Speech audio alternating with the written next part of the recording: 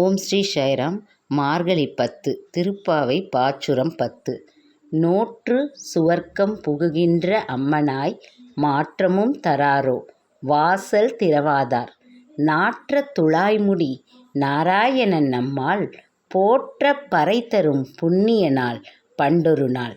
கூற்றத்தின் வாய்வீழ்ந்த கும்பகர்ணனும் தோற்றும் உனக்கே பெருந்துயல் தந்தானோ ஆற்ற அனந்தல் உடையாய் அருங்கலமே தேற்றமாய் வந்து திரவேலோர் எம்பாவாய்.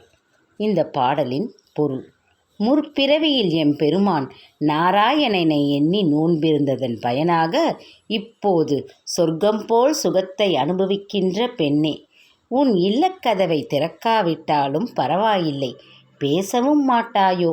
நறுமணம் வீசும் துளசியை தலையில் அணிந்த நாராயணனை நாம் போற்றி பாடினால் அவன் நம் நோன்பிற்குரிய பலனை உடனே தருவான். முன்னொரு காலத்தில் கும்பகர்ணன் என்பவனை தூக்கத்திற்கு உதாரணமாக சொல்வார்கள்.